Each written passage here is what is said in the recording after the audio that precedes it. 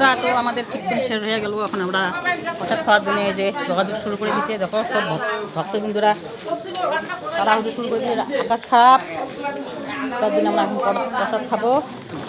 এই দেখো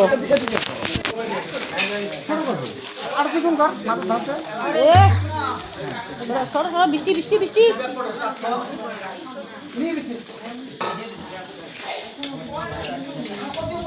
দেখো বন্ধুরা, যে বৈষ্ণব পাঠ করতেছে, সকল ভক্তবন্ধু তাড়াহুড়ি করে বসা শুরু করে দিতে।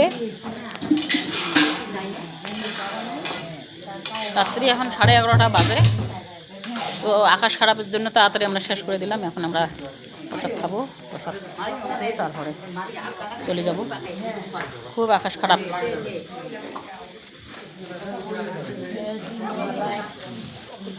তার মানে এখানে ওই যে বৈষ্ণব সভা হচ্ছে, বৈশাখ মাস ধরছিল তো তাই, তার জন্য।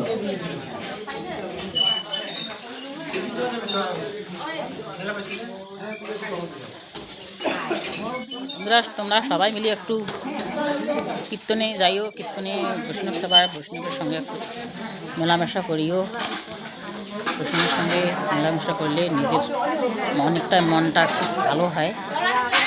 যত কাজের ঝামেলা থাক না কেন, তখন একটা নিশে আলাদা হয়ে আসে। বৈষ্ণবের সঙ্গে দেখা করা, বৈষ্ণবের সঙ্গে একসঙ্গে অনুষ্ঠানে বসা, বৈষ্ণব হরিসভা কীর্তনে একসঙ্গে বসা খুবই ভালো লাগে। কপালে যদি তোমার চন্দনের থাকে তো ওটা তো আবার অনেক অন্যরকম ভালো লাগা। দেখো সংসারে তো অনেক ঘর ঝামেলা বসতে বসতে আমাদের জিনিসটা হয়ে গেল।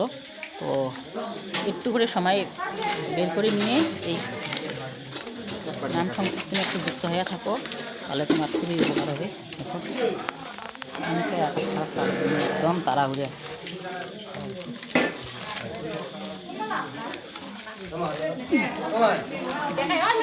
তো বন্ধুরা, আমি আগেই বসে পড়লাম, কেউ তো এখনো বসে নেই, তো আমি আগেই বসে পড়লাম।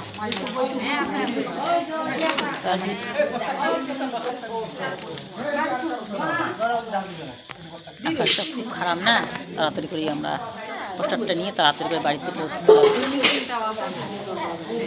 অপব্যয় সময় নষ্ট না করে একটু একটু করে সময় মিলিয়ে বৈষ্ণবের সঙ্গে মেলামেশা করো, খুব ভালো হবে। খুব ভালো হবে। প্রতিদিন যদি পারো তো আরও ভালো, আর যদি না পারো 7 দিনে একদিন করে বৈষ্ণবের সঙ্গে মেলামেশা করো, কীর্তনে যাইও, খুবই উপকার হবে।